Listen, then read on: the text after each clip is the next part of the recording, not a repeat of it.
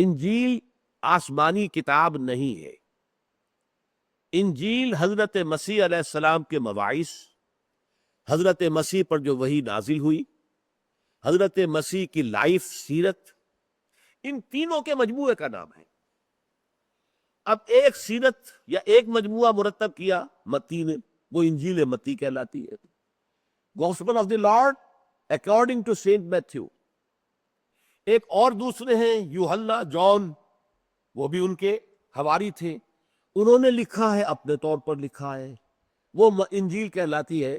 انجیل جان، جان کی انجیل، gospel of the lord according to saint John. ایک لیوک کی ہے جسے لوکا کہتے ہیں اردو میں، ایک مرقس جسے اردو میں کہتے ہیں مارک ہے انگریزی میں. تو یہ چار انجیلیں ہیں جنہیں یہ کینونیکل کہتے ہیں. کینونیکل، یہ لفظ نوٹ کر لیجئے، قانونی. کینونیکل یعنی قانونی. ان چار انجیلوں کو یہ مستند مانتے ہیں. 100 سے زائد انجیلیں اور بھی ہیں، انہیں کہتے ہیں اپوکریفل. یہ جو ہے صحیح نہیں ہے، مستند نہیں ہے، ان کو ہم تسلیم نہیں کرتے. ہے موجود 104 سے زیادہ جو ہے انجیلیں ہیں. ہر شخص نے اپنی انجیل لکھ دی ہے، جس میں کہ یقیناً حضرت عیسیٰ علیہ السلام پر جو وحی نازل ہوئی وہ بھی شامل ہے، حضرت عیسیٰ کے جو اپنے مواعظ تھے وہ بھی شامل ہیں، حضرت عیسیٰ کے حالات زندگی وہ بھی شامل ہیں، کیسے ان کو سولی دی گئی ان کے خیال میں وہ بھی شامل ہے. اب ظاہر بات ہے کہ وہ سولی دینے کے بعد کے واقعات وہ کیسے جو ہے حضرت عیسیٰ کا کلام ہو سکتے ہیں، لیکن یہ کہ وہ بھی شامل ہے.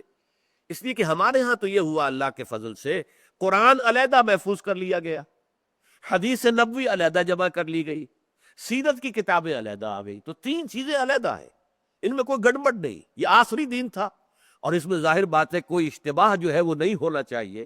ابد الآباد تک اس کو صحیح صحیح قائم رہنا ہے. تو یہ تو اللہ کا کلام ہے، یہ علیحدہ محفوظ ہو گیا. اس کے بعد حضور کی احادیث ہیں، وہ علیحدہ مرتب ہو گئی. وہ جو ہے 6 صحاح ستہ کہلاتی ہیں، کہ جو سب سے اونچے درجے کی احادیث ہے وہ صحاح ستہ ہیں. باقی اس کے بعد بھی اور بہت سی حدیثیں. اس اعتبار سے وہ حدیثوں کے مجموعے ہیں. پھر سیرت کی کتاب، سیرت ابن اسحاق، سیرت ابن ہشام، یہ سیرت کی کتابیں. لیکن ان تینوں کو اگر گڑبڑ کر دیتے، اگر حضرت ابو بکر لکھتے اور سارے واقعات حضور کے بچپن کے بھی لے آتے، اس میں اپنی دوستی کے دور جو تھا حضور پر وحی آنے سے پہلے کا وہ بھی اس میں لکھ دیتے، اور پھر جب وحی آئی ہے تو وہ بھی شامل کر دیتے، حضور کے اقوال، حضور کے احکام اور وضاحتیں وہ بھی شامل کر دیتے، تو وہ کیا بن جاتا؟ وہ ہے آج کی انجیل. اور انجیلیں ہیں 104 سے زائد.